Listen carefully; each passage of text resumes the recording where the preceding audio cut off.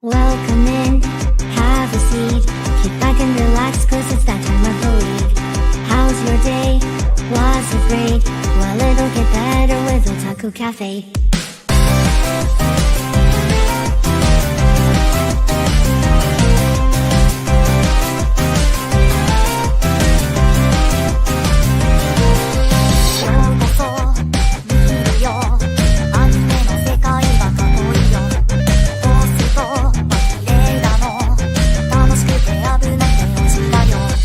Take a sip of nostalgia, let the memories bloom. All these stories in my head are gonna make me go boom. Kick back and relax, turn the volume to the max, bob your head until you're dead. Yeah!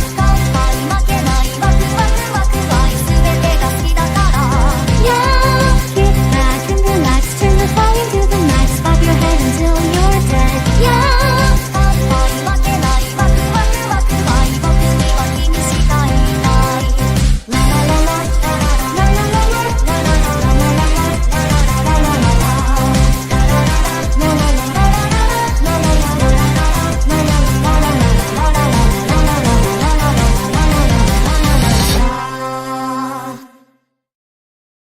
Minasan, konnichiwa, o genki desu ka? Welcome to another episode of the Otaku Cafe podcast. This is Ethan, your co-CEO, and Matt got tired of carrying this show without me, so he decided to take a break, and he has enlisted the help of our wonderful Chris, who is normally filling in for me, except this time he's filling in for Matt. Chris, what's up, bro? How you doing? I'm doing good. Doing good? You had a good day at work? Coming straight to pod? Yeah, that's subjective. It always is, right? Oh man, it's season finale time, guys. So excited to finally talk about the winter season. We get to finally wrap up the principle of 2024 in essence. I would say technically it's 2025, but we all know it starts in 2024. So at least that's how I look at it from that perspective. So we get to wrap that up today.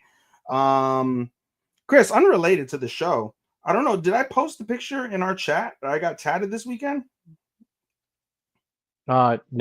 I got tatted this weekend. Can you guess if you can? Anybody can see on stream? I'll zoom in a little bit. What do you think this is from? It looks like a bunch of animals, so I'm gonna go with. Oh, it's the Chinese zodiac, isn't it? So I'm gonna guess fruit baskets. Yes. I got a fruits basket tattoo, y'all. Tattoo number 14. I got all of the characters in pretty colors, and my arm itches like a motherfucker right now. But really good job. Shout out to Posy Inc. on Instagram. She hooked me up this weekend while we were all watching the Ultra stream. So got my latest and greatest anime tattoo all down my forearm. So just wanted to throw that out there. Okay, with that said, let's go ahead and get this party started. We got some news to review before we get on to Chris's reviews, because I only have one, since Chris watches everything else that I watch except for one. And Chris watches everything under the sun, as we know. Two. I'm not watching Trillion Game and Falling in Love. You didn't watch Falling in Love. Oh, I was under the impression you watched Falling in Love. No, I watched Crush at Work. Ah, touche. Too fucking shay. Okay, very well then, good sir. I will make that adjustment, and I will talk about 2. You still get to go first because you have like 6. So yeah, all good. All right. With that said, we'll go ahead and kick the news off, starting from Wednesday, the 26th onward. ReZero officially gets its 4th season. After the season finale that came out last Wednesday, season 4 was officially announced to be in production with a teaser promo and a teaser visual. So very much looking forward to that. It looks like the visual has Rem in her wheelchair. And we also get Clueless Julius, but we'll get to that as we go along. So looking forward to season 4 after a tremendous season 3. Moving on, anime project of Hokago Kitaku Biyori manga is in progress. So the wraparound band on the 4th volume of Hokago Kitaku Biyori, which means in Japanese, Journey Home After School. Manga was announced that the anime adaptation is in progress. So that is a new series that will be coming out. Looks like. Synopsis: Shun Sato was once a promising soccer star, but an injury shattered his dreams. Now a high school freshman, he drifts through his days without direction until he meets Naoki Sato, a girl whose catchphrase is "I just want to go home." Nicknamed Naoki-chan, she is the eccentric leader of the so-called Hyper Going Home Club, a group that doesn't officially exist but somehow ropes Shun into its mysterious activities. Though he never intended to join, he soon finds himself caught up in Naoki's unpredictable antics. As he spends more time with her, Shun begins to realize that his once gray world is slowly regaining color. A light-hearted and heartfelt after-school rom-com about a girl who loves taking detours and a boy learning to move forward again. Have you read that, Chris? No, I have not. All right. Well, that's a maybe in my book. Second season of Blue Box was officially announced after its finale aired on Thursday, as we record this last previous Thursday. Looks like that is in production right now as we stand. So looking forward to that. That was one of the best ones of the season, no doubts. Moving on. Anyway, I'm Falling in Love with You. The show that Chris just talked about did announce that it is getting a season 2, and that is in production. That is also in production right now. So I don't know how I feel about it. I'll get into it when I go into mine momentarily. What else do we have? Bang Dream, It's My Go, and Ave Mujica anime sequels are both announced as well. Following the broadcast of the 13th and final episode of Bang Dream, a sequel to both the anime and its prequel, Bang Dream, It's My Go, was announced. So that is also in production. So a lot of things getting put into production. Medalist show that Matt and Chris watch also announced that it is getting its second season underway with additional new production as we concluded season 1 this season as well. Another one, Blue Miburo, the one that we watched together, Chris. That one is also getting a second season after its finale aired this past Saturday. So that is we actually, unlike the other ones, get a target date, and that is scheduled around winter 26. So we're looking at January of 2026 for the second season of Blue Miburo. Another fantastic show that everyone loves, except me because I didn't watch it. Shangri-La Frontier gets its third season in production as well after the finale that aired. The third season of Shangri-La Frontier has also been announced to be in production after its finale Sunday. And finally, let's see. Oh, nope, there's more. Fuck, I thought I was done. Nope, there's more. Toilet Bound Hanako sequel to season 2 gets announced for summer 2025. So that is also coming into production as well. So that'll be fun for those who watched. What else do we got? A couple voice actress notes. One is on hiatus. Millet is the one that is on hiatus, citing health and well-being. We wish them well and continued health and healing until they get back on track and get back on the saddle, as they say. And voice actress Farouz Ai resumes activities. So when one goes, another one comes. She announced her return to work after a hiatus due to health concerns and revealed she also transferred studios previously under Masu Promotion. She is now, she transferred to Mansu Production after transferring from Raccoon Dog as of March the 31st. Looks like she's been out for a little bit now, so she is back as well. So welcome back. Hokaidi Nasai, Fausasama. And that's it for the news. So let me go ahead and kind of talk about what I got here with these two. We'll start off with anyway, I'm falling in love with you. Guys, just so you know, just a little context while I pull this up for the record. It took forever for me to catch up, as you guys can tell, based off the fact that I wasn't here for numerous weeks. Over the last few weeks, I binged a few anime with multiple episodes to try and catch up for today, where I'm completely 100% caught up for the first time in God knows how long. For this one, anyway, I'm falling in love with you. I ended up watching the last 2 episodes. No one covered it, so I'll just cover the last 2 episodes. And basically it follows up on Shin, and after he ends up kissing Mizuho at the end of episode 10. And it mostly focuses on Shin trying to raise Mizuho, basically trying to throw down the challenge to Kizuki that he's no longer going to be standing by his side, wishing him all the best because he wants Mizuho for himself. Meanwhile, Mizuho, very confused, lost on what to do from that perspective. She ends up leaning on Shugo's brother a little bit to kind of like clear her head from things. But then things kind of go sideways from that perspective when she goes on a date with Shin, and they have a moment in and of itself. But the end of episode 11, the end of the penultimate episode, ends with Iru texting her while she's at work, basically saying, "Hey, I'm in Japan from Hong Kong. Can you pick me up from the airport?" And that's where the season finale kicks off, and that's where it kind of stays for the most part. Iru comes off the airplane. He's looking for Mizuho, and as he's getting off the airplane, someone else is going a different direction, and it's a tall man with a purple haircut, and we'll see who that is toward the end. But Iru and Mizuho, they convene, they go into dinner, and they talk about life and things of that nature, and then we get a flashback back to the past like we have been before, and that flashback basically features Iru and Mizuho. Mizuho gets the announcement of her of the young manga writers competition. She lost yet again, and she was inconsolable for a little bit, and she heads to a special spot that her and Iru know, and we get a flashback even further back of when Iru was a delinquent and he went to that spot, and it was Mizuho that found him and offered to protect him. Now Iru is doing the same basically for Mizuho in her time of need. And we kind of get a backdrop of Mizuho and her songwriter, whose name I'm forgetting. Not songwriter, her mangaka, who she's mentoring and producing for. And basically, she tells Mizuho, like, "Hey, I experienced adolescence too.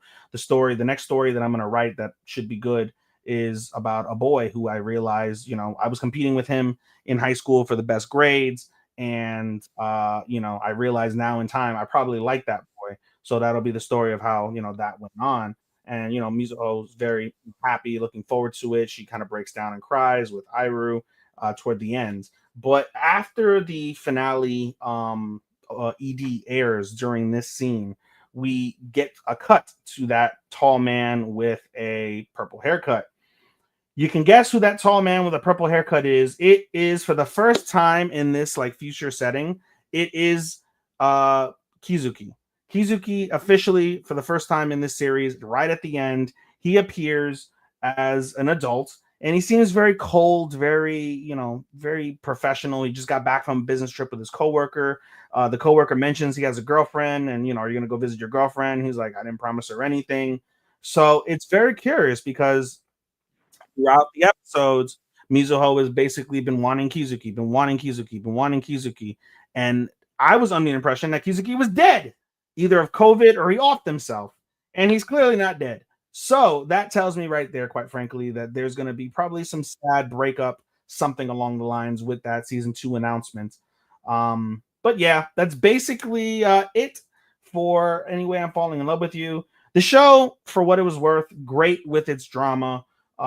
I was captivated, but in the end, especially with the reveal toward the end, what really frustrates me is it boils down to nobody did anything, and I'll get more into that as we get into the awards. But in any case, it was just a little frustrating that nobody gets the girl in the end. That's what it appears like as it currently stands. And if nobody gets the girl, then what the fuck is the point of the anime? So that is kind of a kick in the dick.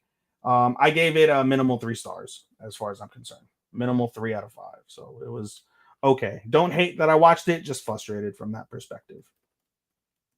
And then the last one that I will talk about as an individual is Trillion Game. Trillion Game, I had to watch 3 episodes back to back to back to catch up.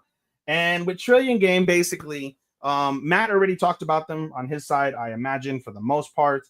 As we already know with Trillion Game, basically, they are focusing on the TV company, right? They end up going to the lowest rated TV company that Kirihime didn't even bother going after, where their strong suit is only the news. And we see the power play mostly with Haru and the executives to try and get them to come on board. You see the antics and what they do to try and get that done. And they do get that done. And basically everyone is kind of working in this together. And for the most part, though, the finale itself, I thought it ended relatively strongly. Basically, as we know, the show, the penultimate, covers the scandal involving the faulty smartphone blowing up when you charge it with a electric generator versus like a wall socket. And there's a big controversy basically with them wanting to air the investigative report and the cell phone company being like, nope, not gonna do it. If so, we're gonna pull out of everything and you guys will be fucked. And if you guys are fucked, then the TV station will pull out of the deal with Trillion Game, and everyone will just lose at the end of the day. But Haru, being Haru, basically does a stick up. He sticks up the company by faking out that, yeah, he's got people bugged that have bugged the room. They're going to release the report. And he basically goads them into agreeing to let them release the report.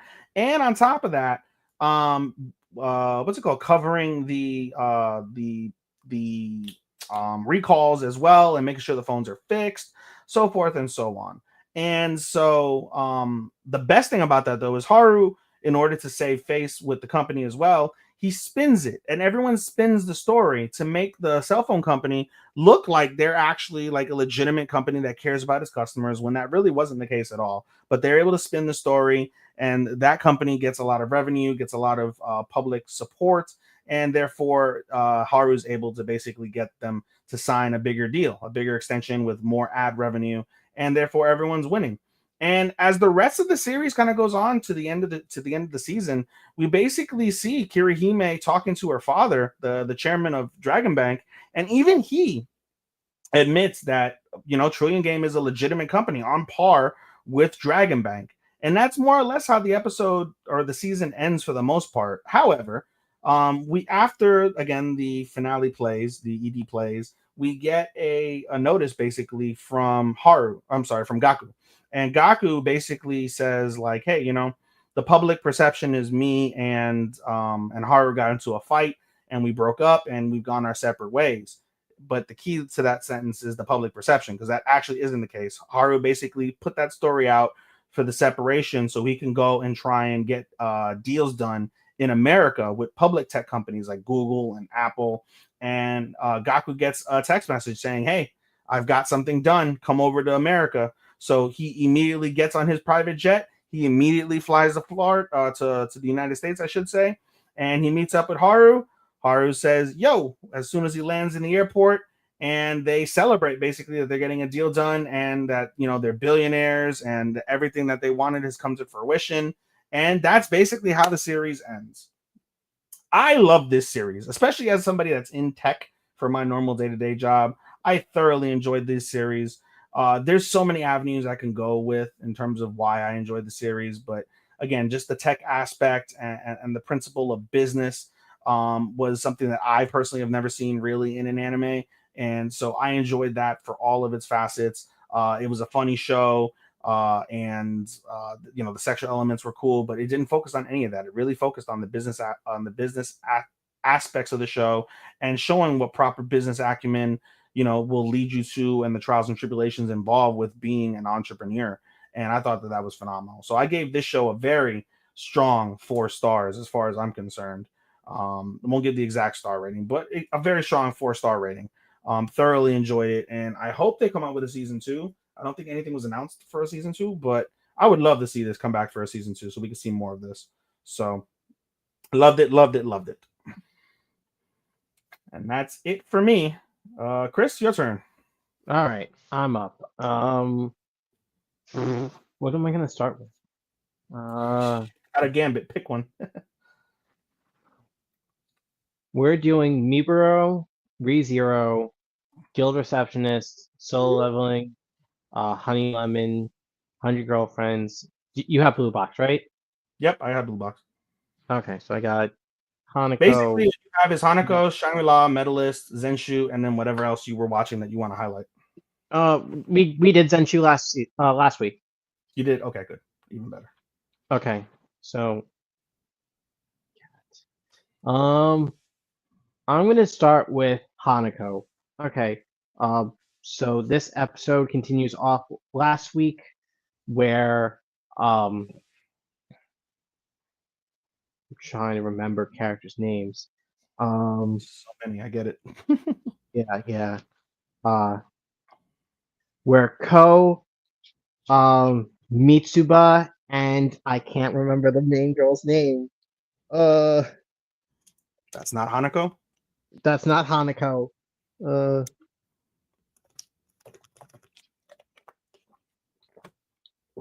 Let me look it up. hold on, I got it. Nene, Yashiro Nene, All right. are trying to get out of the third ghost or the third of the seven wonders of the schools, Mm, painted world. mm. Uh, and it gets revealed that the way to get out is to go through the moon because it's a place Everything is that, on the moon. huh? Everything is on the moon. Thanks, Dr. Yeah. Stone. Um, um, my cat's just going through my drawers right now, so like I'm Dude, my trying to cat make was sure he out gets too. stuff inside the drawers. Um, Cats, brother. so in order, so Ko, his weapon isn't sealed by Hanako in this world, so he's able to go somewhat toe to toe against him, with the help of Mitsuba, because they're going to distract him, because he wants them to stop, to stay in the world, so Nene doesn't die from her inevitable death, and he's in the drawer. You need a cat cam. You could be like just switching in between while you're talking so you can see the cat too. Yeah, that'd be fun. Well, he's like in my sock drawer. Maybe he made it to the pants. I don't know. I can't tell right now. Flag, where are you?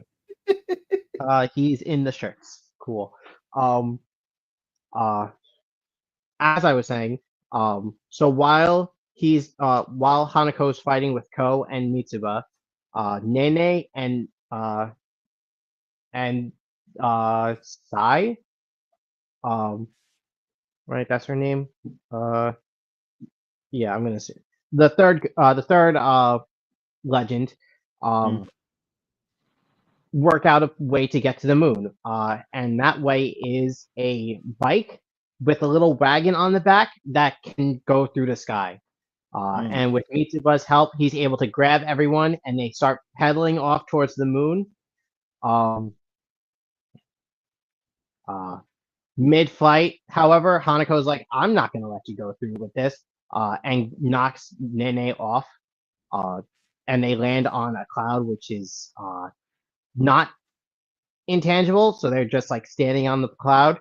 Uh, they have a discussion. Nene, Hanako's like, I don't want you to die. I don't know what your whole death wish is here, but you're being stupid. Just stay here, and we can like live this out until like the time your death is supposed to happen.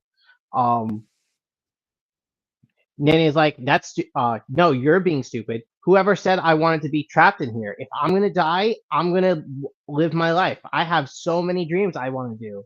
Hmm. Uh, and just because you're scared of me dying, I'm not gonna is it's not gonna stop me from doing what I want. Mm. This gets Hanako confused because he's like, I wasn't trying to like trap you here forever, just for like a month or two. Mm. Um, but Hanako sees that, understands that what he's doing is wrong, and helps Nene and all of them get to the moon, which turns into a hot air balloon, and opens the entrance to the real world. Um, uh, Hanako, not Hanako, the third ghost, uh, drags Nene to her art room while sending everyone else to the real world so that her Yorishiro could be destroyed. Mm. That happens, and the everything returns back to normal, uh, ending the season. After that, end credits, however, it names off all the like seven spirits, the seven wonders of the school, uh, Mhm. counting down to number 6, the last one we haven't heard, revealing it to be the Grim Reaper. which is going to be the main focus of next season, whenever that is. So that should realistically be the final season then, if they've covered all the other 6. It's not. It's not. As there's more. There's Hanako's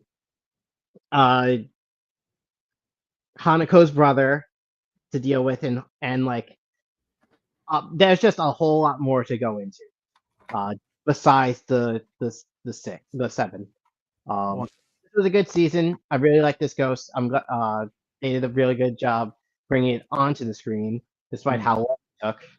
It's getting like a 3.25 from me. Okay.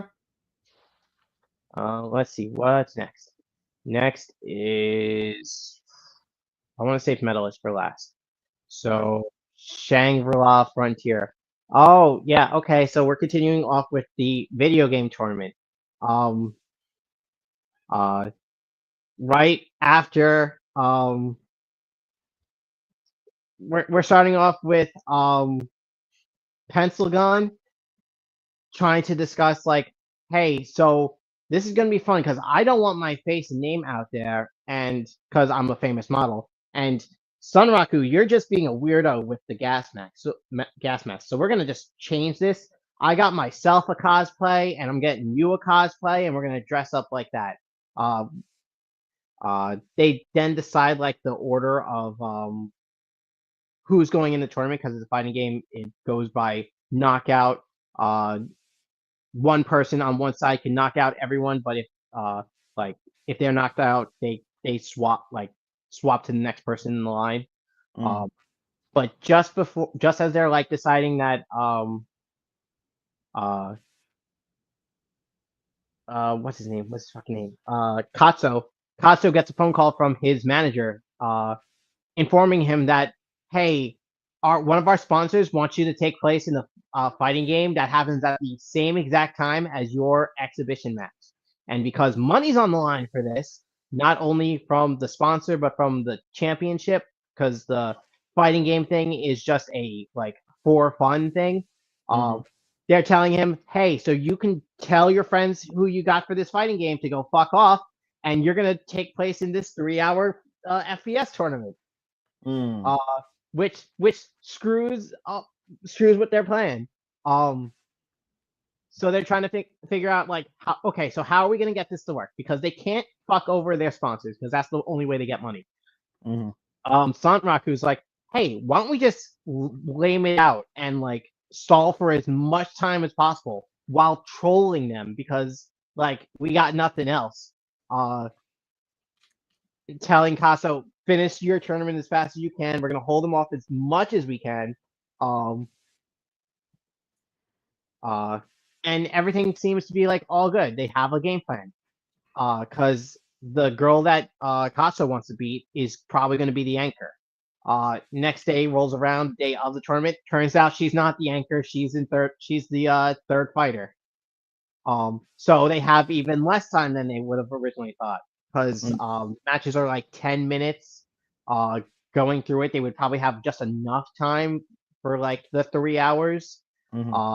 So they're hot on their ass. While Sanraku also has to deal with the dungeon of Katarnid back in Shangri-La. So it's a good note to end on. The season, however, wasn't that great in my opinion because of all the swapping to other games and not focusing on the main game. Flag, are you stuck? He's stuck. So I'm giving this one like 3.5. Sean's gonna kill you. I don't like the fact that we got to like they separated the games too much. Like we got like 4 episodes in this mech game that wasn't really interesting, and now we got like 4 episodes in this fighter, which also isn't that interesting, and we're not even done with the fighter. It's going to be in the next season. It's not bad. Like the stuff in Shangri-La was great. It's just the stuff that they did out of it. I feel that. Um, yeah, okay. Oh, hey, Pug, you got yourself out? Way to go. Are you gonna do it again? Of course he is. He's a cat. Yeah, I think he's trying to do it again. Um, he's hesitating, waiting for me not to pay attention. Now into fucking Medalist. Uh, fucking this was a great episode. We're starting off with uh the six ribbon test, which will is the final bastion from them being rookies to them being able to take place in actual competitions. Mm-hmm. Um, everyone's doing great so far. It's they passed their the test that says that okay, you can do this uh this move. Uh, then they're doing their short program, which is like a 2 hour, 2 minute, 30 second performance to a song. Right. Um, and um, Inori's up first. She does great, rocks it. Uh, it's not so much focused on her this time because of uh because we have other characters to focus on, and then what's his name? Rio. The Rio also gets his time, Mm-hmm. and he also does well. He's able to take what he learned from Sukasa and put it into his routine, and he's able to get a good score. Um, then to end with this the test, they have a freestyle uh, uh, competition. I forgot what it's called. They just do freestyle. They could do whatever they want. They just dance to the song, and uh, they're scored based on uh, how well they do, how how well they dance to the music, and how technical their moves were. Mm. Um, Inori, this is where we get the whole focus of the episode, where it focuses on Inori's entire journey to get to this point. Mm. And the dance was so fucking well animated. Mm. Um, and this is where they end it. After they say, "Oh, you pass," and she's crying, she's happy. She can't believe it at first, and that's where they end the episode or end Mm. the season. Mm-hmm. Um, this was a really good series. Mm. I really enjoyed it. For me, this was 4.5. Wow. Yeah, yeah, it was Wow. really good. Top 5 of the season territory. Mm-hmm. Damn. I do regret it. See, when I looked at it, right, I seen it looked like something like a little girl, and it's couldn't. I don't know. It didn't hit me like that because I didn't want to see little girl figure skating.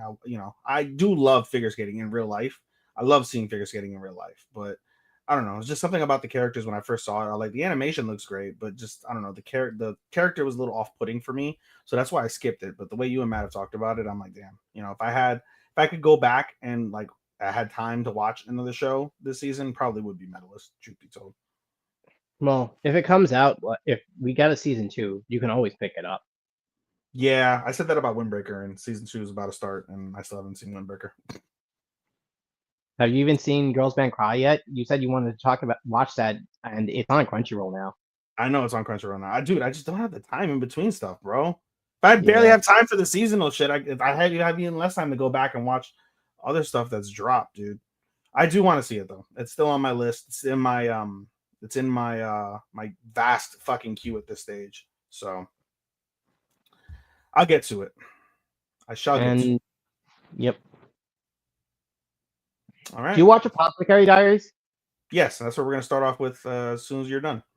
Well, that was the last one. Okay. Are you done with all the other ones? Yeah. You didn't want to talk about any finales from any of your personals that none of us were watching? No.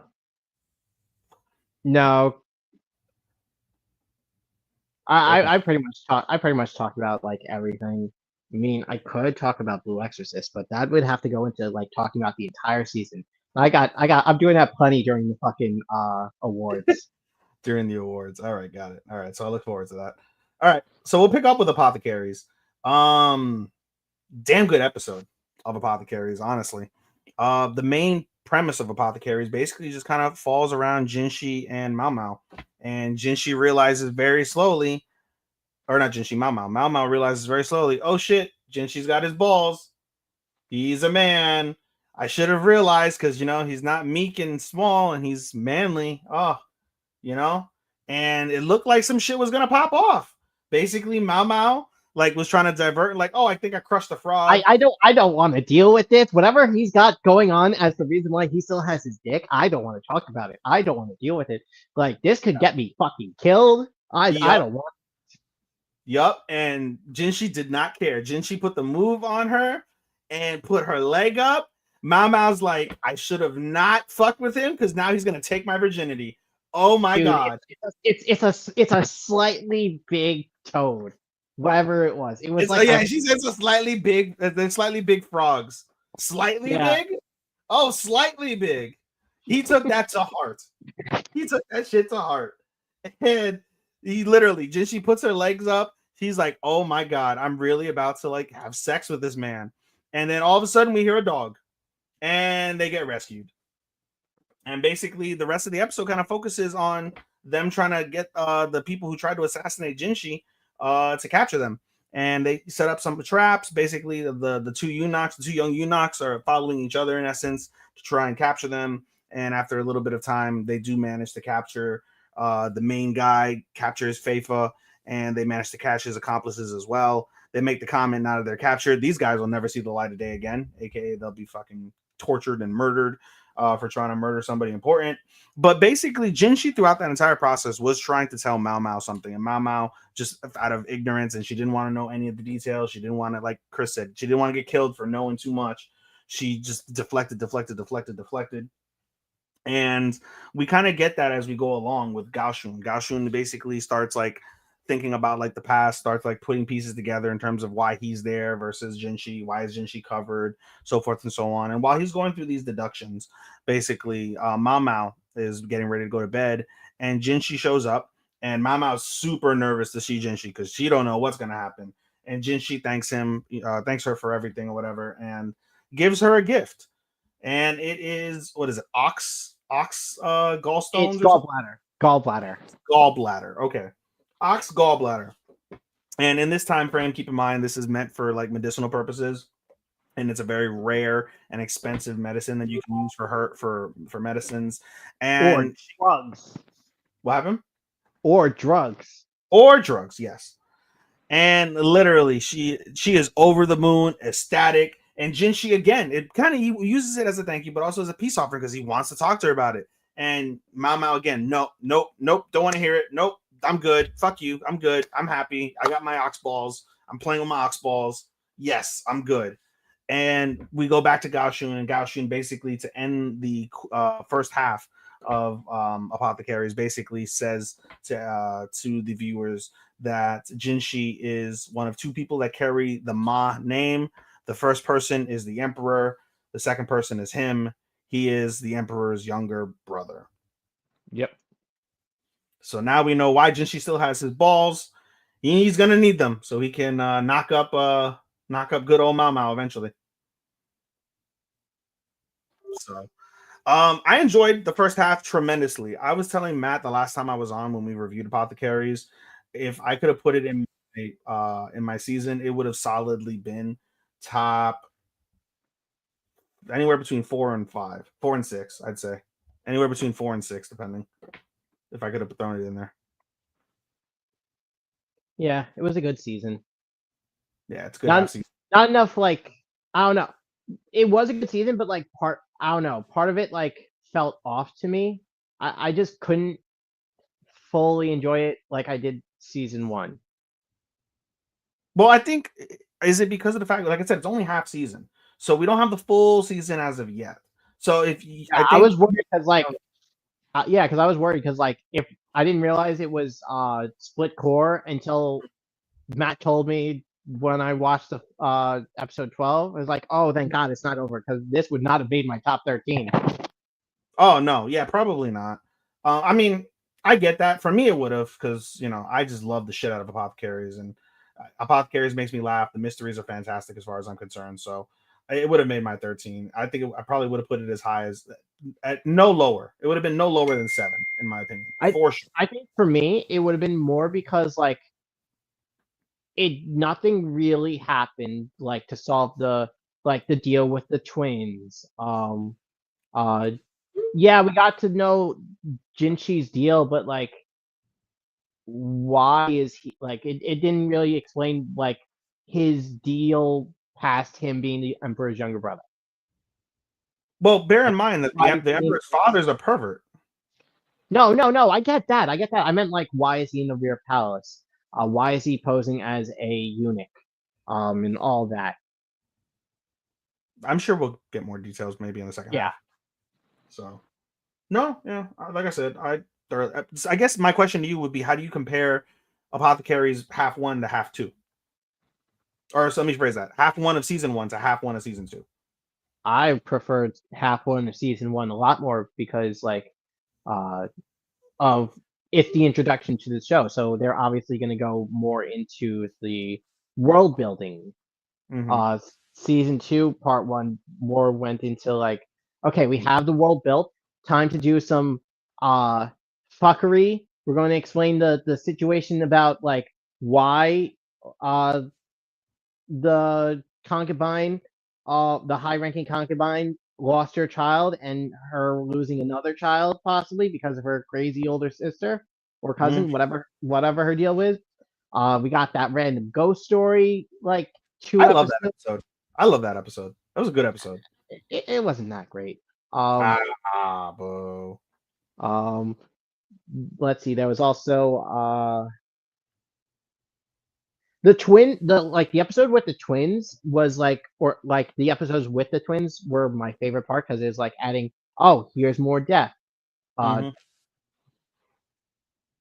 but yeah, I get it. hopefully season two rounds it out or part two rounds it out. I hope so too. I expect it to. I don't see any issues with that basically coming henceforth. So I think we should be good from that perspective. Okay, let's move on. We'll go with Guild Receptionist next because there's not much to really add, and I realized this as I was doing my rankings and I finished the season. But basically, Guild Receptionist, like I said, not a lot to really discuss. They get their ass kicked. The group, the Silver Sword, get their ass kicked to Glenn. Glenn, he's like, I'm gonna kill you guys, ha ha ha ha ha. And then Alina basically powers up again. She becomes OP again and is able to basically save Glenn because that's what Jade wants. Jade wants to save Glenn and keep his humanity. So they're able to save Glenn. They basically knock off his arm that has the demon stone in it, and they're able to basically crack the stone so it's no longer usable. And because it didn't fully vest or whatever inside of Glenn, Glenn gets to live. And basically, they question Glenn later on in the hospital when he regains consciousness. Glenn wanted to die, and Alina's like, nope, you can't die because I still have a fuck ton of overtime. I don't get to die if I have overtime, right? Like if I just leave the overtime, it's not just gonna magically go away, is it? No, so you have to live up to your end of the bargain that you promised at the beginning of the season and get me out of this godforsaken overtime, you rat bastard. Okay, I will. And then basically after that, Jade actually asks him a serious question involving what he learned as temporarily being a dark god. And as he's about to say basically hey, this shit isn't over, there's a lot of things that I learned briefly, he's about to utter them, he gets I don't know, stun locked, remotely locked or something, and he gets remotely possessed. And Lily tries to use a heal on him to sedate him, and that gets broken, and eventually he just goes mute, I think, right? He just goes mute for the most part. Yeah. He can't speak about it. Yeah. So they leave that part unattended, and then the rest of the episode just focuses on basically Silver Sword helping her with the overtime and talking more shit about the overtime. And at the end of the episode, the end of the season, basically you see Jade give Alina a Seeker's Stone or whatever it is, the green jade stone. And she's like, I already have one. Why do I need another one? And she's like, this one failed to be like a guiding stone. And, rather than having a stone that lets you know when somebody's going to die, you can think of the stone as something that, that imagines all of us living. And we promise not to die. Blase, blase, blase. Everybody's happy ever after. So not much to really be had from that show. I loved this until the back half. I was like, it entertained me a lot, but realistically, I wrote this in my review. The show it felt repetitive, because Alina's so damn overpowered. Like there was never truly any like way these people were going to die. Like there was never like, I would have liked to see, especially with action. And I like to see the MCs lose at least once. So that way they like understand what it's like to lose, or they have difficulties and it ends up being a draw. And then they have to overcome that. Like there was nothing truly for Alina to overcome. She was just a girl that hated overtime. And that was it. The second Dark God, the twins, was like a difficult fight. It was difficult, but then it was like, all right, once Jade powered out of that, that was it. That was it. Peaked. The twins peaked, as far as I'm concerned, in Guild Receptionist, and then everything else became repetitive. I hate overtime. I just want to be free. Jade, I love you. No, fuck you, Jade. I don't want to be with you because I'm a tsundere. And let's go out on the town. Okay. Oh wait, no, there's another beast. Let's go ahead and conquer it. Oh, you're gonna die again, son of a bitch. Here I come. Hammer. I win. Back to the overtime. It felt really repetitive by the time it was all said and done, and it lost points for me because of that. In all though, I still wasn't entertained for sure. I think it's a relatable story. People hate overtime. People hate working more than they need to, and they'll do whatever they can to not work as much as they have to. So. I respected that. It was decent comedy. If it wasn't for 100 Girlfriends, I think this would have been maybe by default my comedy of the season. But I gave it about a 3.5. Yeah, that sounds about right. I give it around there. Yeah. Nothing gained, nothing lost. It's okay. It made my list. Not very high, but it made it. Okay. Moving on, we'll go with Miburo next. This was a good episode. And I thought it was a strong close to the second half, because I don't have anybody to talk to about Miburo. So I thought the second half of the series was a really, really solid like close to the season one. Basically, we continue to see the aftermath. The first half truly focuses on Hajime, guiding, what is it, Ana Yakoji or some shit like that? A noble. Yeah, a noble. Basically, and he explains I've made decisions and now I have everybody against me. Some assassins come, he wards them off really easily, and he basically completes the task without failure, without issues, and he goes about his way. And the next day, literally the next day, he gets a letter and he's informed that the assassins got him the next day after he left. Yep. And he's dead. And basically, the way that the anime explains it, this spurns, and I wish I could go back. I wish I would have gone back, I should say, and look at the historical aspects to see how historically accurate it is, since that's what they're portraying. But let me close out of this because this is annoying me. Messenger's bothering the shit out of me. All right, cool. I wish I would have gone back because it basically says about how this, because of his death, his town or whatever, the town that. And actually, before I get into that point, Hajime gets kind of like a lead, and some of the noble's men get a lead on who the assassin was. They manage to find them in town. They subdue some of the men and arrest some of the men, but the main guy who actually killed the dude, he kills himself, right? And so there's no justice really to be served from that perspective. The blame gets put, now that guy's dead, gets put on on the province in which he came from, and they lose favor in the court. However, basically, we learn that the noble was in favor of keeping or I should say that province was in favor of keeping the barbarians, for those who have seen Shogun, basically the foreigners, keeping the foreigners in the country. And now with him gone, and those people having lost favor, they're basically saying against the barbarians, and this basically Japan starts attacking them in the various bays, the black ships, and this causes a war basically between the foreign powers and Japan. Because of that, basically we see the emperor have to return back to Edo from Kyoto, And now we shift over to the second half where basically uh Neo is Yep. still going through his like internal strife. And who was the Miburo that cut his hair? Do you remember his name? Mm. You mean I think it starts with a yeah, Y. no, I don't remember. I'll look it up. Yeah, so basically one of the Mimuro walks in when he's in like his like shitty mood and he's like, "You're in need of a haircut and a style." And so as he's cutting his hair and styling it up, he basically tells him, he confides in him. He's like, "I have all these lofty ideals and without strength, I have no way to execute them. Like I can say that I want to change the world. I can say I want to do all of this, but without strength and without the ability to actually do that, it means nothing." And he basically realizes that, and then that night he ends up having a dream about Naozumi and Yoshiro, and or Yotaro, I don't forget his name, one of the two. And basically he kind of uses that to galvanize himself. The next day he wakes up, Taro's basically there waiting for him to maybe come out the room. He wakes up, Taro's happy, and we basically see Neo like galvanized. He has this new like determined look on his face. He's gonna get stronger, he's gonna get better. He's gonna basically anything that he wants to do, he has to do it through his strength and his ability, so that way no one can question the things that he wants to do.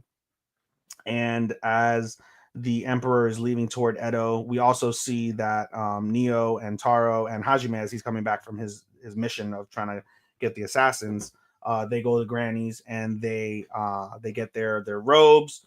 And as the Emperor is leaving, everyone's wearing the robes. And basically, the focus again is on Neo as the season ends. Neo has this look on his face. He's strong. Now that he's been through the turbulence and he's been through his trials and tribulations, to this stage, he's gotten stronger, he's more determined, and he, in essence, is standing at the forefront of the Miburo holding a flag that says sincerity, while all the Miburo robes have different like sayings on them: power, death, things like that. And so Miburo are a group of sincere samurai in essence. And so the Miburo as a whole, they decide to stay in Kyoto for now, to uphold the lawlessness, because now that the emperor is gone, people are going to be, trying to, do crazy shit. And so the Miburo will stay in Kyoto to uphold law and order and take care of that. And basically, the emperor looks at the Miburo and looks specifically at Neo, and it flashes back to when he asked Neo, "What's his way of the sword?" And seeing this look, he's like, that is Neo's answer, I respect it. And he shouts out loud like, "Hey, I'm counting on you guys." And that's basically where the season ends. So like I said, I think this back half was pretty good. I give it about a 3 and 3.5, solid 3.5. I couldn't find a name, but uh, I, my main issue with Blue Mibro is it's supposed to be a historical drama, which it does a really good job with. It's Mm-hmm. just that nothing happens, and when the things happen. It's not enough to draw me in. Mm-hmm. Like the fights are not really well choreographed, Fights and are they're mediocre. fast. Yeah, fights are mediocre. Uh, yeah, and they're fast, and then like the talking just drags on, and it's not really like that. Like it's not appealing, I guess. I I gave this. enjoyed it still more than Kenshin though this season. Uh, well, yeah, I didn't really like that this season of Kenshin either because of um, it just like how do I explain it? Uh, Also, not really a lot happened, I guess. Like for the first half, when like the battle happened, yeah, the battle was happening, but it kept moving around all over the place that you can really, It uh, felt very fast paced. Yeah. yeah, It did. There wasn't enough drama for what it was. yeah, Historical drama. History is there, but the drama aspect was very misleading from that perspective. I didn't think there was enough drama. I felt like, I get the principle of building up Neo from that perspective as like the strongest samurai in essence that they're trying to do. So I don't mind it from that aspect. I enjoyed basically seeing it's I don't know, it's a difference. If you've seen the prequel to Kenshin, you probably have that same appreciation that we are starting to get really with Neo, that journey of like growing from like child to man and dealing with all the trials and tribulations. And I think the payoff is going to be great with seeing him get stronger and actually like being able to like cut people or defend people like without needing help and things like that. So there's hope for it. I think maybe the grade, because there's a season 2 coming out, you score it a little lower so you can hopefully grade it a little higher for season 2. So it's kind of my thought process behind it. But I just I enjoyed it for what it was, and I thought it was. I thought, like you said, I think that's a good way to put it. Like the history aspects there, but the drama aspect, it was maybe lacking. And everything else is just okay. Like the animation's okay, musical composition's fine. I enjoyed the musical composition. It fits the era and the tone. So I don't regret watching it. Yeah. So what was your grade? 3. Flat 3. Okay. Okay. No problem. All right, let's move on. Let's go with Dr. Stone next. Another bro. I really enjoyed this season, this first core of Dr. Stone. Yeah, it was good. I enjoyed the shit out of this core. Basically, the episode kicks off. Zeno is like, dude, like, how did you get in here? And they're able to deduce that, hey, they dug a tunnel. Next steps after they basically abduct Zeno is they in the tunnel they have like a canoe, basically like a launcher, and Chrome has a giant bomb, and the idea is that the bomb is going to basically distract the people that are going after them and propel the canoe basically to the other side, and they'll be out scotch free. And it does that. However, it also caves in both sides of the tunnel. And basically, Zeno tries to do his best to try and manipulate Chrome. Like, hey, join our team. Like, you'll be one of my scientists. You love science. We'll be able to rule over the simple-minded people. And Chrome is like, yeah, thanks, but no thanks. I'm good. I'm going to stay with my squad. But there's a concerted effort, basically. The other scientist, the one who built the submarine, he's on the other side of the blast. And he's like, we can't let either the guys who abducted Dr. Zeno nor Zeno himself, we can't afford to let them die. So we're going to dig them out. And it's a race, basically. Taiju's trying to dig out from one side, and the Americans are trying to dig out the other. And Taiju ends up winning. Taiju ends up getting them out. Senku comes over. Senku's like, hey, got you now, motherfucker. And basically, from there, they start a negotiation of hostages. Senku's got Dr. Zeno, and Stanley has the remainder of the crew that basically wasn't part of the raid on the castle. And they kind of come to an agreement. Basically, Senku tells them, hey, this is all the ingredients to the revival fluid. You have corn, which you can make nitric acid from, and you can revive 1 million people. I want you to revive a million people. Zeno and I are gonna, we're gonna go. I forget where are they going now? They're going to South America, not South America, South Africa, or they're going to Africa. The pinpoint, the location where the Medusa first went off. Yes, they're saying Those years. yeah, they're going to the epicenter of it. I didn't realize it was Africa because the way that the show does it looks like it's from the poles, from like the Yeah, North no, Pole. it was So, like middle of southern Africa. what the hell? Interesting. Uh, So they're going to the epicenter to try and find clues. And basically, the idea is when you revive 1 million people, you'll be able to have the manpower to build the city, build infrastructure, and potentially build the rocket that's going to be needed to go up to the moon to face Y-Man. After some back and forth, basically, they kind of agree to it for the most part. But before they agree to it, basically, they end up in one of Zeno's like boats, one of his boats, and they are basically going straight towards the destroyed carrier. Stanley's like, I'm gonna kill these motherfuckers, and he grabs a gun. They put the Medusa out in front, and they basically use that Medusa as a distraction to go past them. So basically, everybody else that is like on the ship that's hostage, they jump into the sea, and so do the other people because they're thinking, oh, it's the Kingdom of Science is like, oh no, it's the petrification device. We're fucked. Everybody get underwater. So everybody jumps in, and basically they're able to get away, and it impresses the other scientist, and he's like, all right, we'll do it. And so, long story short, the people that remained from the Kingdom of Science and the people that remained from Corn City, they will revive 1 million people, and they'll get that going while Senku, Zenu, and the remainder of that attack crew go to the epicenter to see what's up there. while running from Stanley, who's definitely going to try and kill them still. Running from Stanley, who's going to try and kill them. So, yeah, like I said, I enjoyed this first half tremendously. I thought this was one of the stronger halves or seasons, basically, to Dr. Stone thus far. I gave it a flat 4. I gave this a flat 4. I gave this a 3.5. Okay, that is fair. Yeah, I enjoyed it for what it was. So, okay, moving on. We got 1, 2, 3, 4, 5. All right, we're closing with Honey Lemon.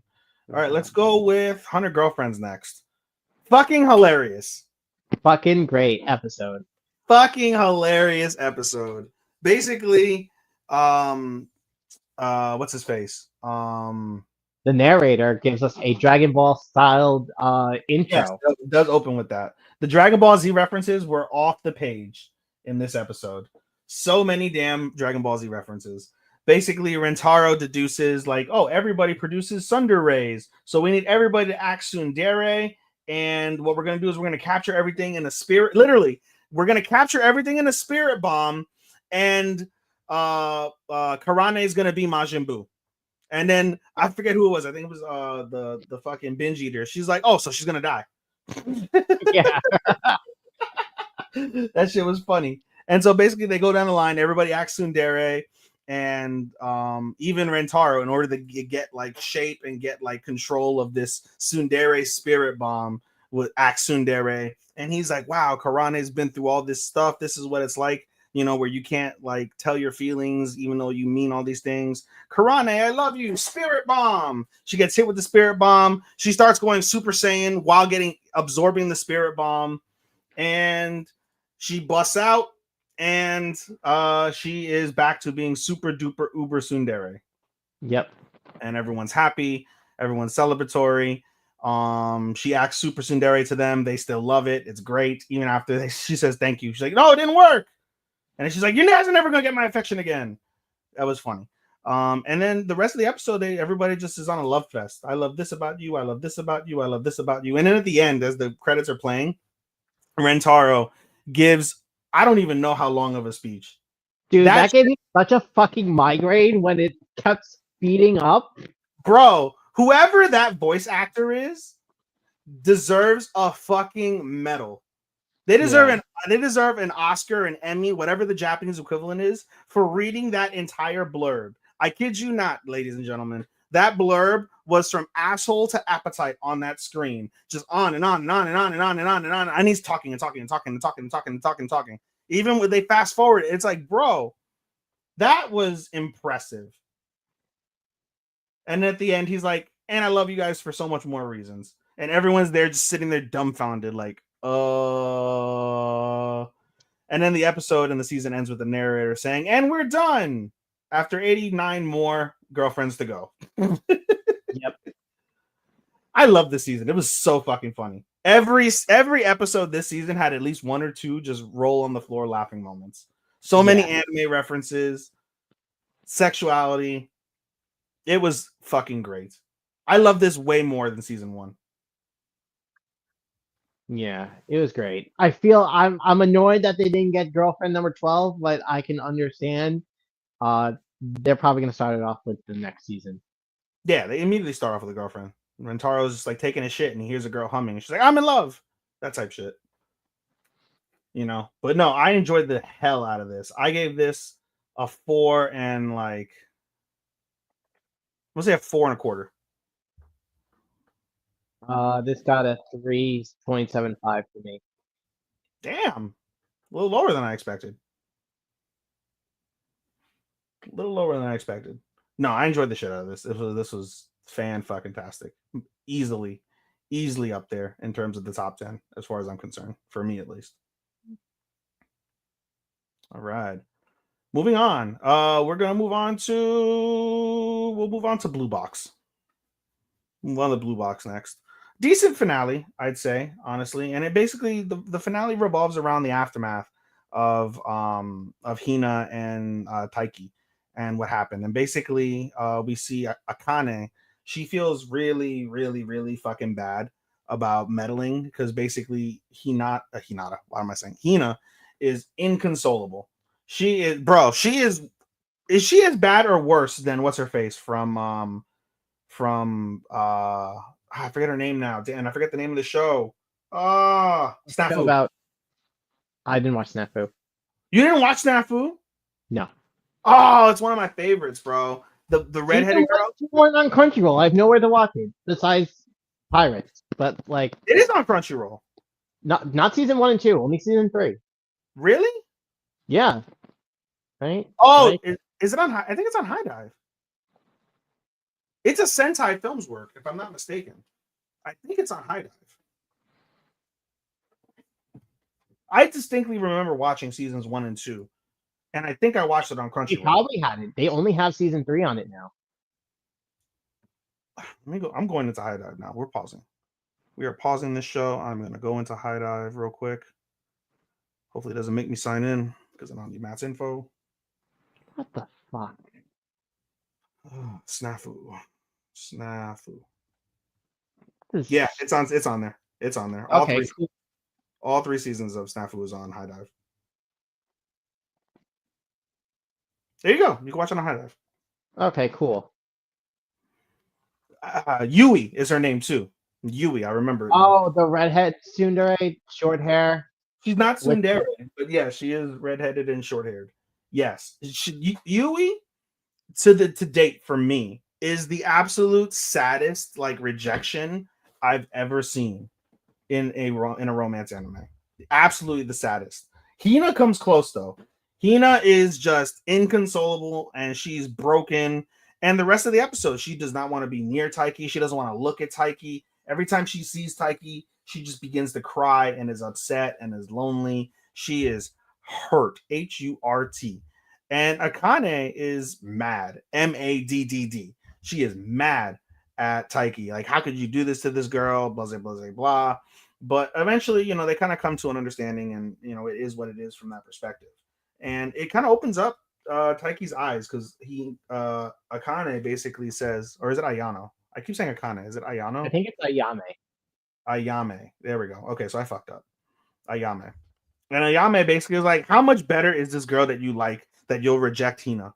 Like, how much better is she? And it really opens up Taiki's eyes to that point. And so from there, basically, they return back from. They finish up the camp. We see what's his face? Damn, I'm forgetting his name now. Kyo. No, not Kyo. Well, Kyo does talk to Ayano too, and that gives him gives both of them perspective. So that was good.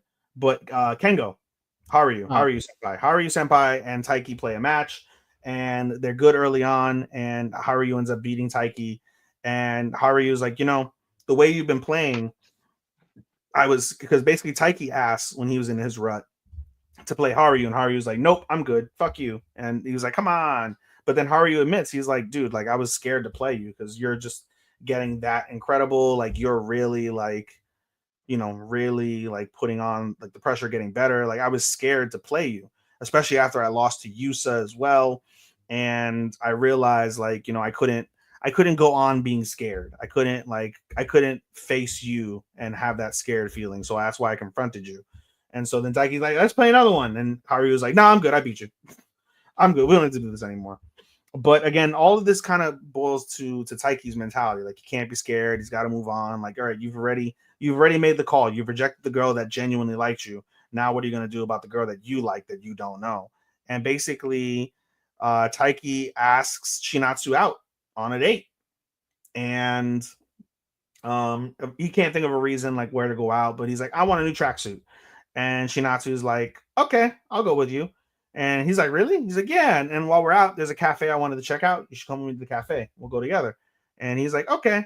And so they plan to go out that Saturday. And basically, after practice, they are like, hey, Taiki, we're all going to go out eating. He's like, nope, gotta go. And so everyone's like, where the hell is Taiki going? And Kyo and Haruyu talk. And Kyo basically like says, like, I think Haruyu's like, oh, he's going on a date. And Kyo's like, he rolls his eyes like, oh, shit. And he's like, probably with Chinatsu. And then Haruyu's like, I was wondering when that bastard would make a move. All right, there we go. Now he's showing some manhood. He's making a move on Chinatsu. Go get him, Tiger. And I think that's where the season ends, does it not? Yeah. So I guess season 2 will start off with the date. Yep. Okay. I love this show. This is easily the best romance of the season. It's so good. It's so fucking good. Easy 5 stars for me. I get a 5. I give it a 4.25. I was gonna say, there's no way you would give it a 5. No, No. I love the story. Uh, I don't know. I just very hesitant on giving stuff 5s. I'm not. I'm liberal as fuck. I am super liberal. And by definition, actually, did I give this a 5 in hindsight? I did give it a 5, but then I didn't give this one a 5. So then I shouldn't give this a 5. I'm gonna revert back. I'm not gonna give this a 5. I'm gonna give this a 4 on analyst, but because I can't do like normal things, I gave this an 8, I think, on my anime list. So what is that, like a 8, 4.5? You give something 8 out of 10 stars, is that like 4.5? 8 out of 10 is just a 4. Just a 4 flat, really? Yeah, it Oh shit. you just divide it by half. There's no way I'd give this a 4. I would round this up to like a 4.5. I'll give this a 4.5 or 4.25. I'll give it a 4.5. What do you give Okay. 4.5? I'll give it 4.5. And you're giving it a what? A 4.25? Yeah. All right. You're pretty close. All right. You talk some sense to me. I'll take it. All right. Chris, we got 3 more to go. You pick ReZero or solo leveling. Let's go with ReZero. All right, ReZero it is. Pretty decent last episode for sure. Basically the battles are pretty much winding down. I think this episode starts off with Lust versus Al. Huh? Lust and Al are fighting. Yeah, Lust and oh yeah, it does start off with Lust and Al. Okay, so Lust and Al are fighting, and Al manages to bring the whole fucking city hall down. Brings the whole city hall down, but is still not able to fucking to get her, right? And so, but Lust surprisingly withdraws, and she withdraws from battle, and that's interesting. And as we move on to Gluttony and Otto fighting. And basically we see and I think it was Felt. It was Felt, and who was the other person? Oh, fuck. What's her name? Starts with a B. I forget her name. Beatrice. There we go. Beatrice comes to the rescue of Otto. Basically, everybody's getting their ass kicked, and Beatrice comes to the rescue and basically uses magic stones. She's like, I got 1 magic stone. This is for Amelia. I have 5 other ones that I can use these big moves on. And she's able to hold her own against Gluttony, but still isn't able to defeat them. Felt comes in with a media, which is basically a staff. And it reminds Beatrice of her mother. Is that correct? I think so. Yeah, it's like, oh, like she says the word like mom. And basically Felt was trying to use it but wasn't effectively using it. Beatrice is like, I know this media, let me show you how it's done. And they come up with some crazy special beam cannon bullshit, and they blow fucking Gluttony like to bits. But not quite the bits, but burn the absolute shit out of Gluttony. They burn the whole fucking like area, like special beam cannon style. It was incredible. But what this does with Gluttony is basically Gluttony goes bananas. Gluttony goes through, kills a bunch of people, it basically cuts Otto's shins, cuts Otto's legs to the shin. It is nasty. It is gross. Like, you literally see his shin bones, and everyone is freaking the fuck out. And Beatrice and Felt are like, damn, we just special beam cannon this bitch. Like, why isn't she dead? Why isn't he dead? And we see Gluttony's true form. Do you remember their name? I do not remember. Okay. Well, Gluttony has a true form. Basically, there are 2 shades of Gluttony: the Gluttony that Julius was facing, and the Gluttony that Otto was facing.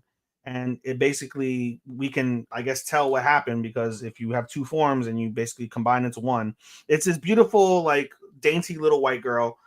We forget her name, but basically was like, hey, this is the true form, and she's like perfect. She's in perfect health. She's like, I'm gonna withdraw, and they want to like fight her again. They're like, are you sure you want to do that? Because I can just keep going and kill you guys. And they put the staff like they draw the staff down, and Gluttony's like, that's a smart choice. I hate it, but you made the right choice. And I'll be back. And she mentions like a food quote. She's like, the best thing about sharing a meal with somebody is, or the best thing about a meal is sharing it with somebody that you want to eat with. And everyone's like cringing, like, oh my god, ew, like the fuck. And basically she withdraws. And around this time, Subaru basically says, like, hey, the battle's over. We've got the city of Presteria or whatever the fuck it's called. We've got the city down, and we're all good, right? Like we've won. We've won the battle. Everyone celebrates, yay! And everybody kind of convenes, and we find out that was it Wrath? Was it? Wrath, yeah. They captured Wrath. We find out Wrath isn't dead from Priscilla, but rather they've captured her. And so Amelia and Subaru go to like a hidden chamber where they talk to Wrath and basically trying to get any data they can out of her. And we find out a couple things. One, Pedogeese is not truly dead and is still living technically within Subaru. That's how Subaru is able to use the authority of Sloth. And basically Wrath is like, I'm gonna get him out of you and you're gonna see. And she's just fucking going batshit crazy while being tied up. And then B, she basically warns Subaru ahead of time, like, watch out for Gluttony. Gluttony will take everything from you. And we also find out from Gluttony, was it in the penultimate that we find out that she has Rem's memories? Yes. Yes, we found that out in the penultimate. Yeah, So, in this episode, she definitely uses it against Beatrice. yeah, she's like, how do you know my name? Like, and she's basically like, yeah, like Rem. Gluttony's name is Lai Batin Kaitos. Lie. Okay. And she is really pretty, but in any case, really savage. And so Wrath basically warns Subaru, like, watch out for Gluttony. She'll ruin your life. She'll take everything from you. And they're like, all right, piss off, bitch. And basically, there's discourse among everybody prior to this event happening. What are we going to do about Wrath? Like, Wrath is batshit crazy. She can't afford to live. We haven't gotten anything useful out of her. Let's kill her. And basically, Subaru's like, no, let me talk to her. Amelia goes with him. And they're like, well, if we don't kill her, what are we going to do? And basically, Reinhardt and is it Felt? I think so. Yeah, Reinhardt and Felt basically they take ownership of Wrath, and they're like, we're going to transfer her to a city. We'll ensure she gets there alive and that nobody will die, and we'll hold her captive for the time being. We all know that won't work eventually. Whenever that fucking airs, she'll No, break wait, out. I don't think it's Felt. I think it's the singer, because she can cancel out her powers. No, I don't think they mentioned. Oh, is it Priscilla then? Because then she No. follows Priscilla. Yeah, Priscilla went too. So it's Priscilla, Reinhardt, and then the singer. Okay. Yeah. So the three of them basically ensure ownership that they'll bring her to the capital. She'll, be in like thrown under the jail basically, and then go from there. And then the rest of the episode just follows like cleanup. Everybody's nice and happy. Everybody's cleaning up. They came out of the emergency shelters. Everybody's happy. And as as Subaru's talking to people, he notices Julius in a corner. And he's like, Julius, I haven't found you. Like, how are you doing? Da da da da. And Julius is acting strange. And we have the ED playing in the background, and it's a wonderful ED, wonderful moments. And Amelia comes over next to Subaru, and Julius has this face, like, what the fuck? And he utters to Subaru, you know who I am?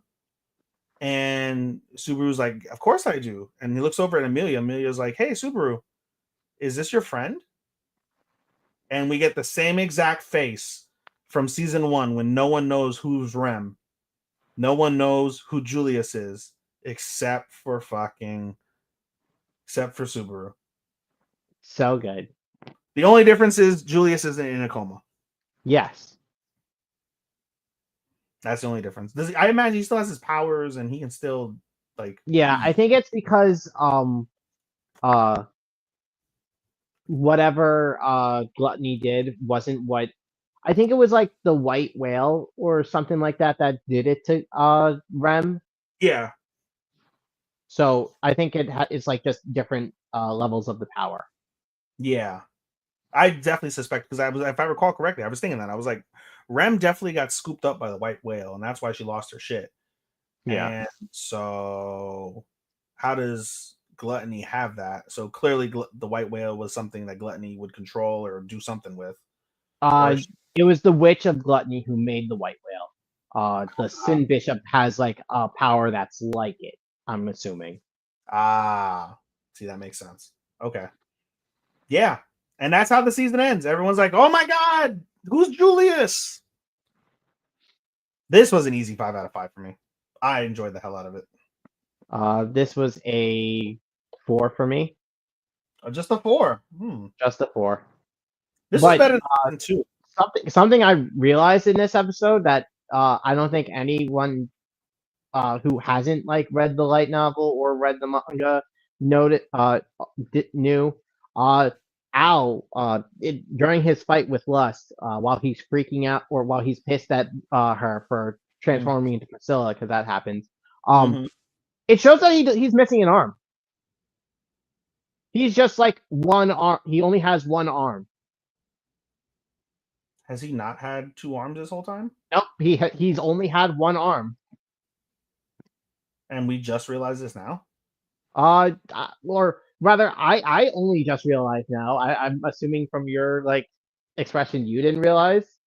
I've never read the light novel, so I don't know. I haven't either. I'm assuming from because they didn't really focus on like it. Like they never mentioned it before, and I only just noticed it because like we see like a good full body view of him. Yeah, they tend to focus on Al's face and the helmet, and then they also Yeah. focus on his powers because he does everything with like one sword. Like all his Yeah. magic to his sword. So Yeah. yeah, maybe. I never noticed that. So are you subscribing to the notion? I think Matt is as well. That Al is also an isekai gene. I'm gonna pass on that because I looked up spoilers after I saw that he had no arms. So I'm gonna just pass on answering that. Oh, so you already know. I already know because I spoiled. You sound like me when I accidentally saw the blue box spoiler and I looked up a couple spoilers for Oshinoko. I'm spoiled on those. But yeah, like I said, I enjoyed the hell out of the season. I thought I enjoyed this season actually a little more than season 2. I don't know. It just felt more.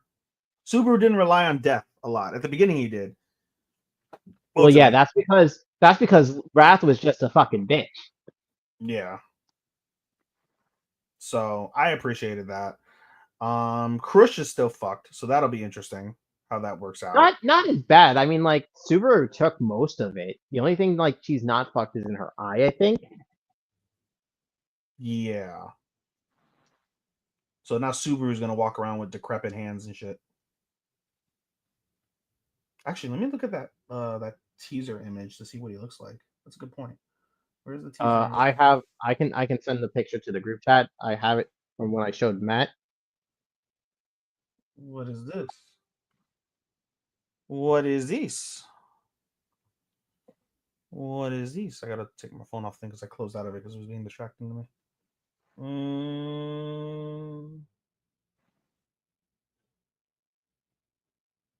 Oh yeah, he doesn't have an arm. Yeah. He really doesn't have an arm. That's interesting. I'll be damned. Where the hell is the image? I'm trying to find the damn image for ReZero. No, 24, 25. Here it is. Got it. Mitsuke. You can't really see anything. That's unfortunate. Interesting. Okay. Well, it is what it is.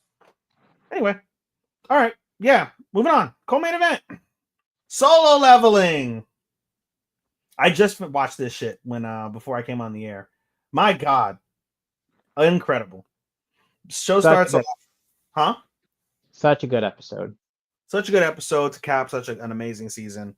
Yeah, the episode starts off basically Shah's gonna die, and Shine's gonna die. And Hunter takes Byung-gu and puts his body next to Cha-in and basically tells the camera guy, like, yo, cut the camera, cut the feed now, cut it now. And he's like, do it or I'm gonna break the fucking camera and no one's gonna see a damn thing ever.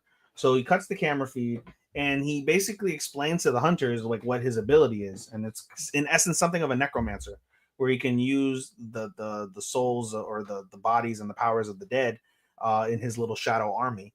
And so he takes Byung-gu and he notices that he can do the Arise power on him. So he says, Arise.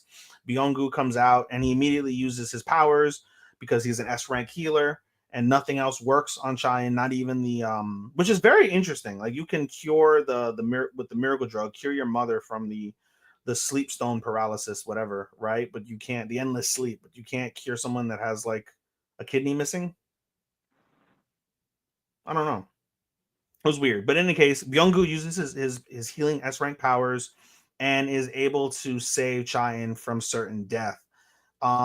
We see what's his name? Beck, I think is his name.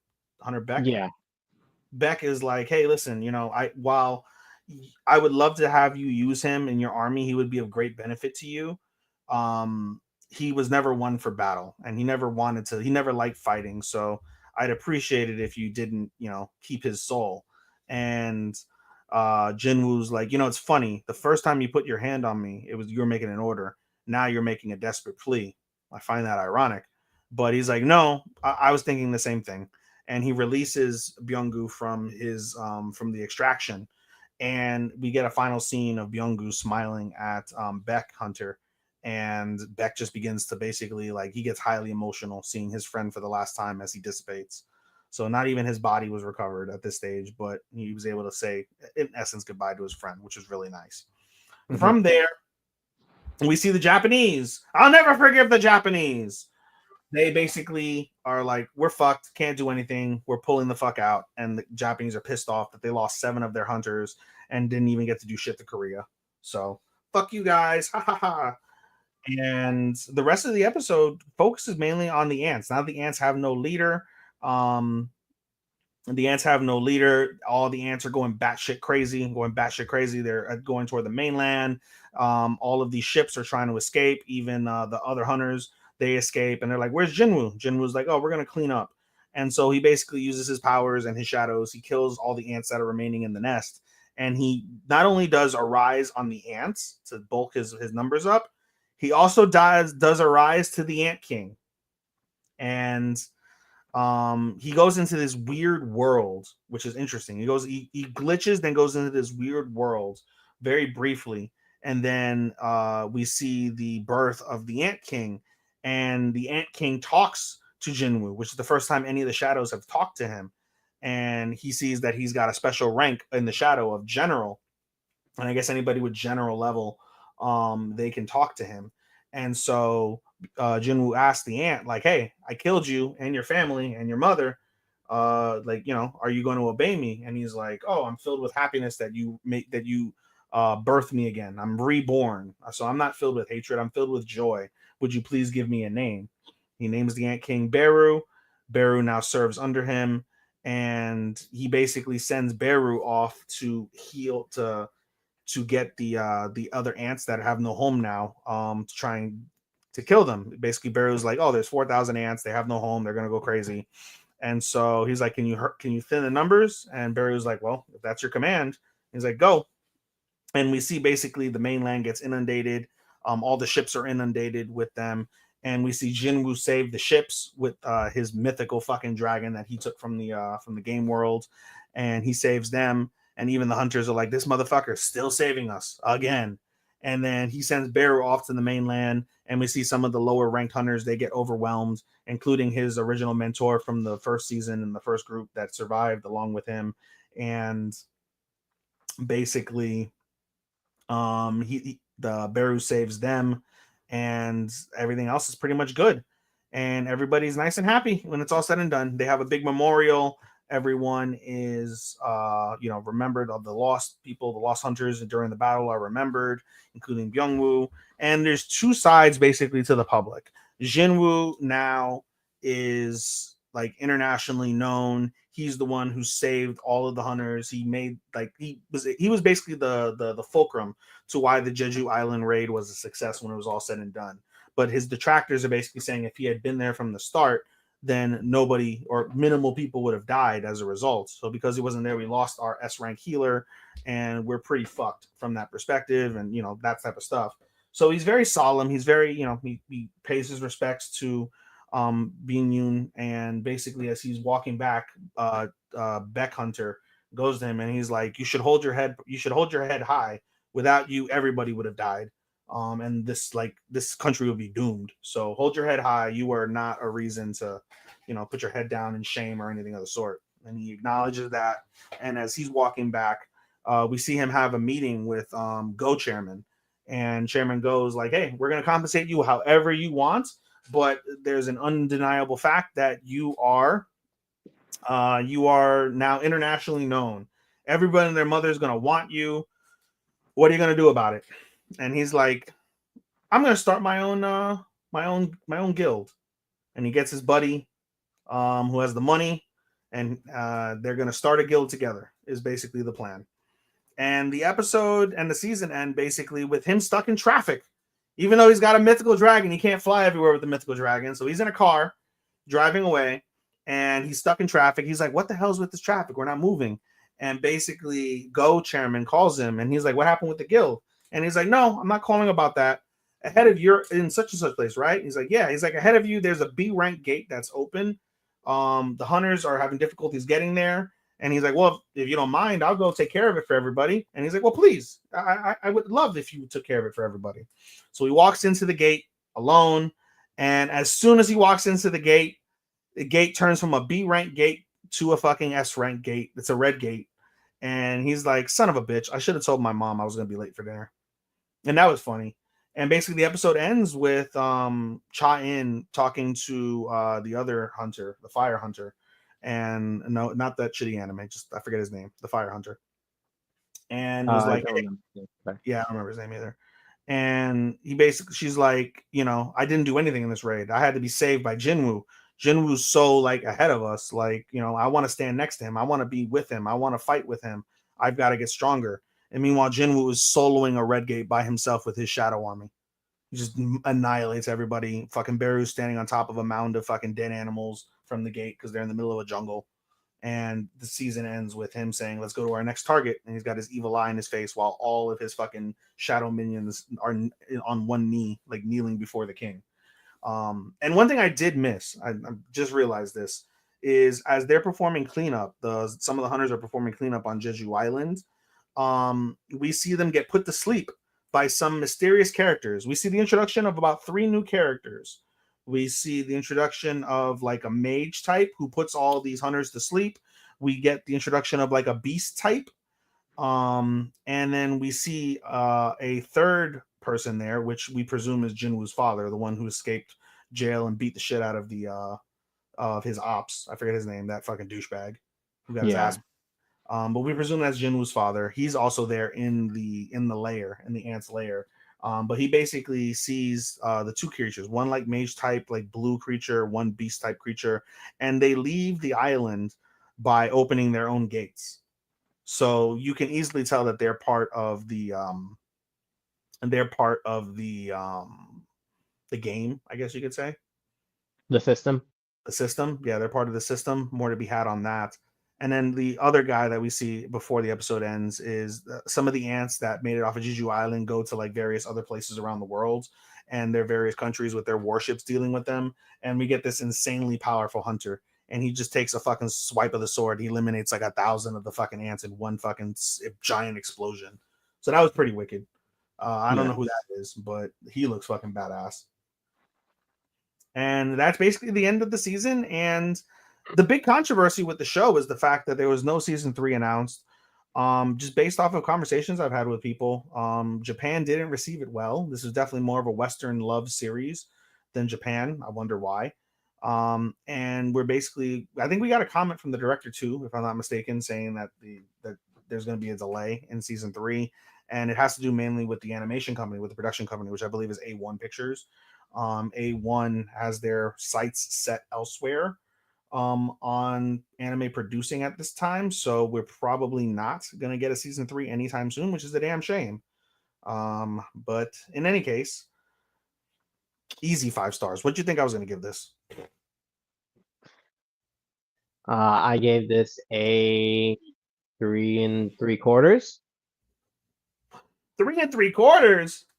Yeah, What did you hate? it's not that I hated like I don't know. I'm just. It's not that I didn't like any of it. It's just that I'm very bad at ranking shit.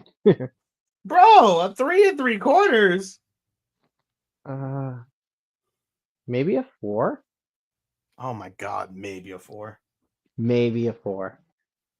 As it stands, I've given 3 officially. I've given 3 shows a 5 in no order: Orb, ReZero, Solo Leveling. So, Almost blue box. and almost Blue Box. Almost. I didn't though. You talked me out of it. So I gave 3. You had no 5s this season at all?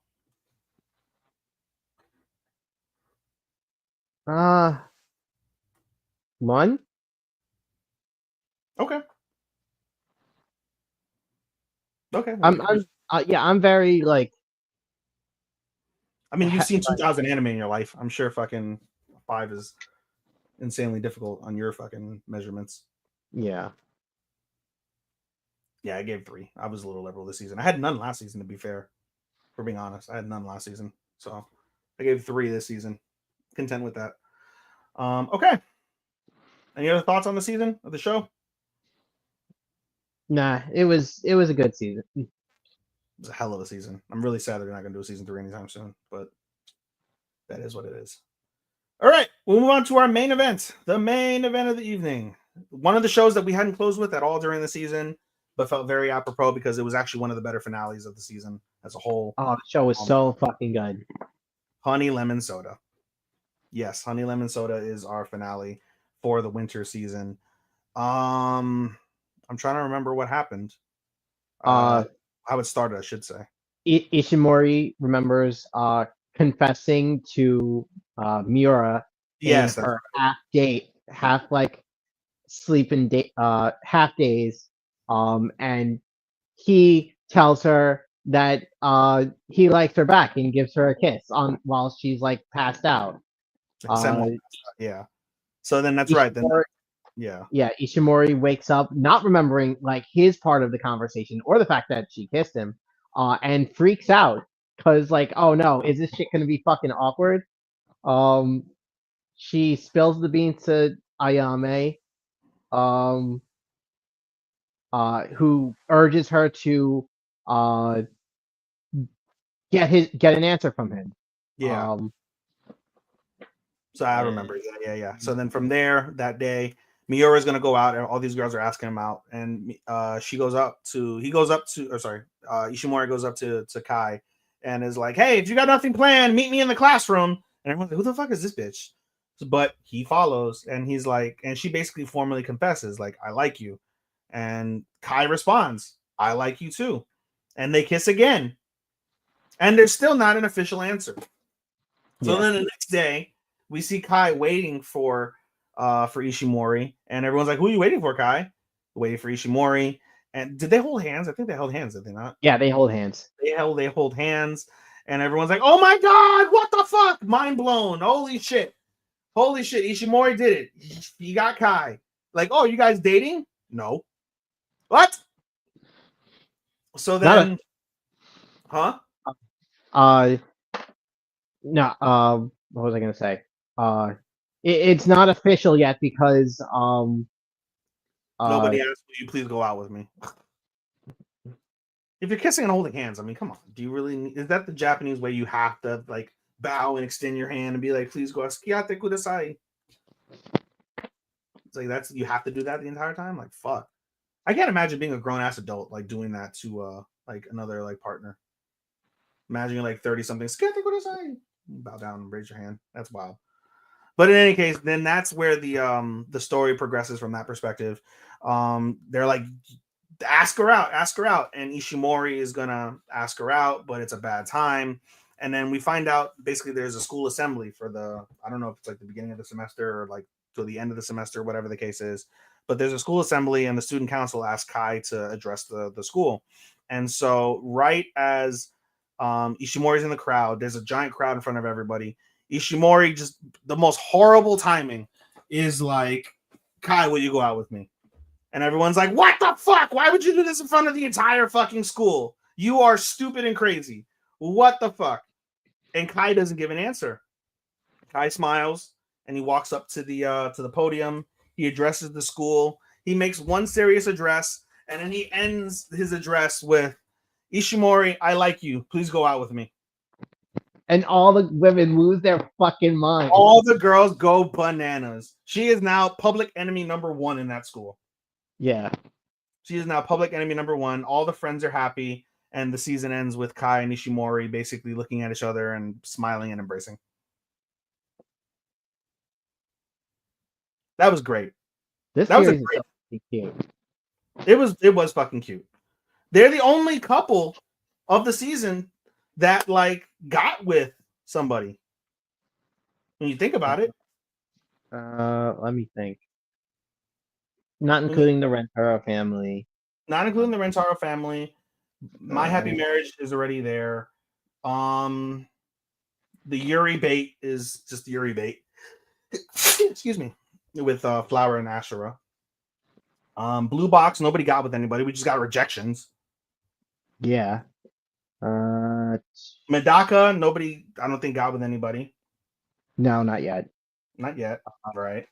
The girl I hate in my class, they're sort of already married, but like she's far too tsundere. Yeah. Crush at Work, they're already together. Yeah, they're the only couple that actually got together. They're the only couple that actually got together. They got together on the season finale. It was built quite well. I will admit there were parts that were very cringe. As much as cute as this show was, there were certain parts for me that were just really cringe. But I appreciated the like nothing from something story. You know, when it was all said and done with Ishimori. She basically, grew up before everybody's eyes. Kai helped her tremendously. And Matt had brought up a good point during one of the shows that we had brought up that we had done together, was like that fine balance between like, using Kai to grow yourself and be a new version of yourself and being too dependent. And the show even talks about that as well.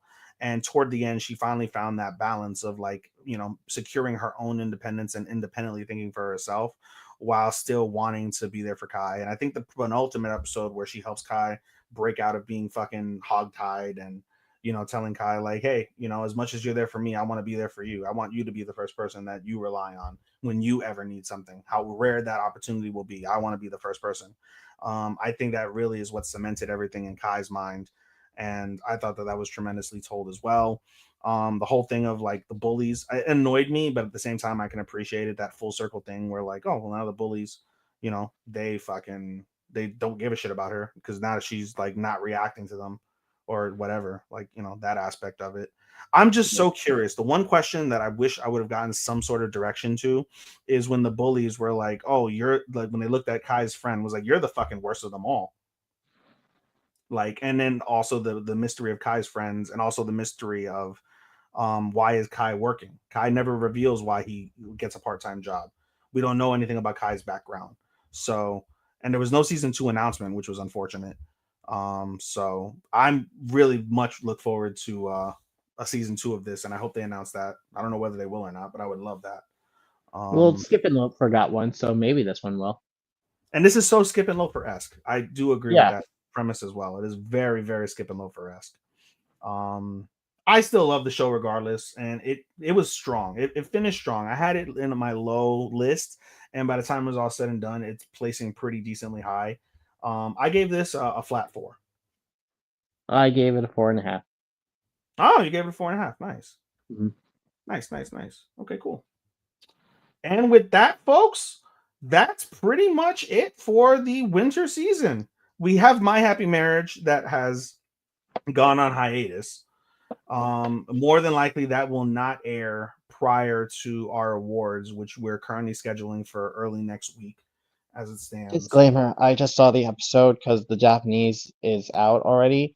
Yeah. It's not a great ending. It's not. No. Well, it's interesting too because so Analyst has this as a 13 episode thing. I don't recall it being 13. I thought it was supposed to be 12. It should be 12, unless they're counting the like OVA. Maybe it might get an OVA, but My Analyst has 13, huh? and it says episode 13 to air in 6 days. Well, I mean, episode 12 is supposed to air in 7 on Netflix. My Happy Marriage.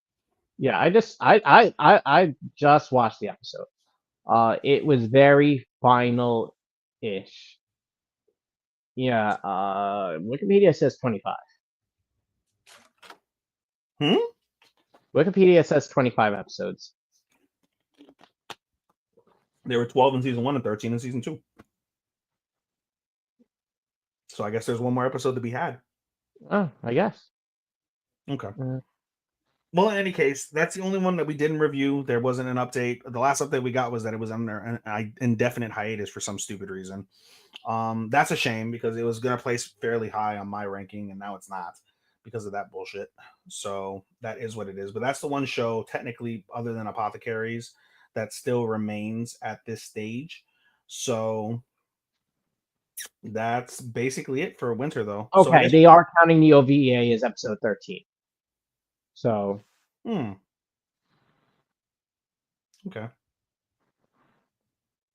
Well, I guess more to be had on that. We'll see when it airs or when it finishes. But as a whole, Chris, your thoughts on winter? It was a pretty good season.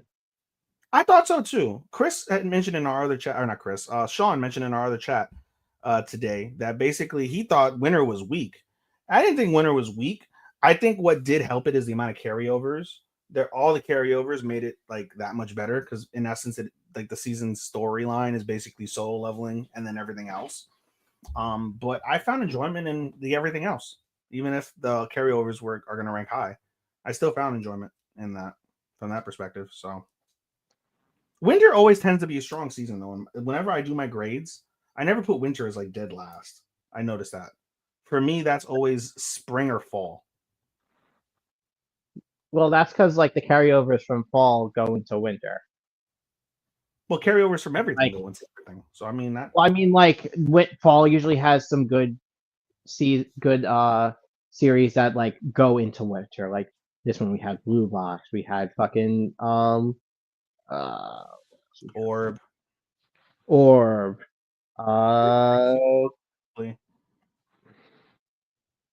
Yeah, we just had like oh no, we only had 2.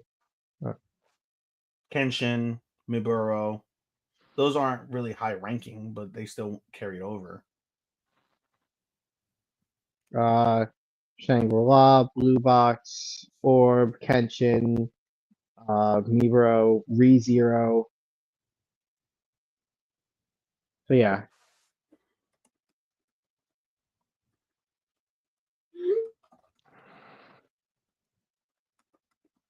Sorry, I was typing something. Okay. Yeah. No, I mean, it was what it was. I enjoyed the hell out of winter, and I can't wait for the awards. Like I said, we don't have an exact date for the awards. We're thinking Tuesday or Wednesday next week. We shall figure that out in due time. But in any case, I thought, yeah, solid season. So with that, the cafe is closed. You can follow Chris at Chris Zephyr, CrysZephyr on Instagram and Twitter as well. Chris? Huh? Yeah. Your handle is Chris Zephyr at Instagram and Twitter? Yes. Okay. So Chris Zephyr on Instagram and Twitter. You can follow my Instagram at Anime Daisuke 24. You can follow my Twitter at Showstopper24. You can follow the Otaku Cafe podcast at Otaku Cafe, both on Twitter and on Facebook and on Instagram. Give us a like, a follow. We would definitely appreciate it. We want to thank W2M Network and our editor Sean for hosting us per usual. Want to thank you to Chairshot Media for hosting us on their platform as well. Special thank you to Dirt Sheet Radio as well for also hosting us. Again, and if you go onto any of our sites, you will see our link tree where you can follow myself and Matt's personal links to our locations as well as the podcast links as well. Again, if you just Google Otalku Cafe, you can follow us wherever you listen to your favorite podcast, iHeart Music, Spotify, Apple Podcasts, wherever you tend to follow media, you can find us there. You can catch the live replays of the show on YouTube and on Twitch. Just type in W2M Network and you should see the live replay. You can also see the live replay on our Otaku Cafe Facebook for about 30 days. They've changed the rules. So our live broadcast will basically disappear every 30 days. So, but if you get on there beforehand, you can catch the live replay as well. Again, Chris, thank you so much for being here with me today as my co-host. Can't wait to see you again next week. And any parting words? It's been fun. Always is fun with you, buddy. All right, guys. Until next time. Sayonara, minasan.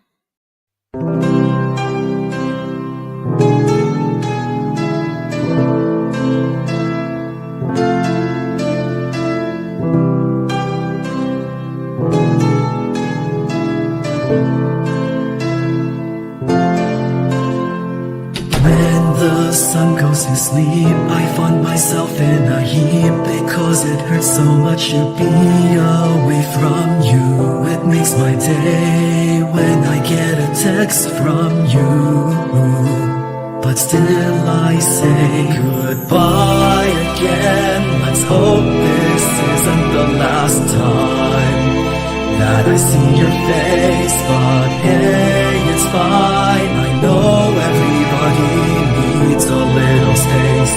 There's no one to blame. Goodbye again. Let's hope this isn't the last time that I hear your voice, but it's your choice. I can't keep you here forever. Just promise me that you'll come back.